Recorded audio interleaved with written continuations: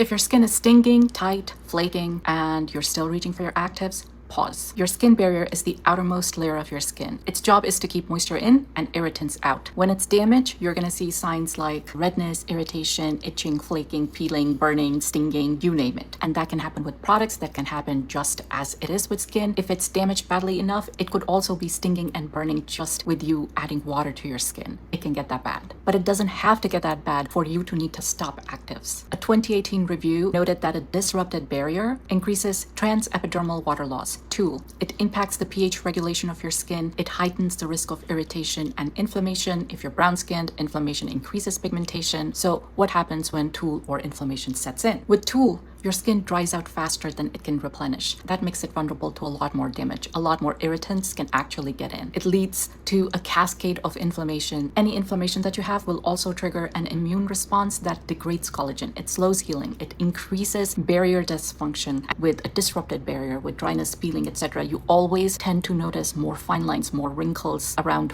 whatever part of your face or your skin has that type of irritation. Studies have also shown that inflammation and dehydration lower the skin's threshold for tolerating even mild skincare ingredients. And if it can't tolerate mild ingredients, it definitely cannot tolerate actives that are going to make a solid difference, especially things like retinoids or exfoliating acids, even PHAs, vitamin C, especially L-ascorbic acid is an absolutely no-go. Even some tyrosinase inhibitors like hydroquinone or tranexamic acid or azelaic acid can be very irritating and can actually make things worse. So applying actives to a compromised barrier is an absolute no-go. So what do you do instead? You do what literally everybody tells you to do. You focus on barrier repairing ingredients. That's ceramides. That's cholesterol and fatty acids. They are the foundation blocks of your skin. You also want to be using barrier supporting, calming ingredients like panthenol, which is vitamin B5, like Centella asiatica, like colloidal oatmeal, like the repairing types of peptides we've talked about. How long should you pause actives? Pause them until your skin no longer stings with a basic moisturizer. That's the minimum. You should also pause it if there's any peeling or flaking until that stops.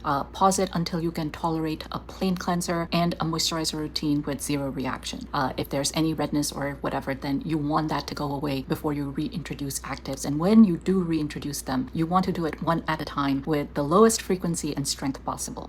So final reminder, don't try to treat pigmentation, fine lines, or acne by force when your skin is crying out for recovery. Heal first, repair and strengthen your barrier. Otherwise, you're just making your barrier worse and your actives are not going to be effective anyway. Save this so you don't forget what to do the next time your skin is yelling for help.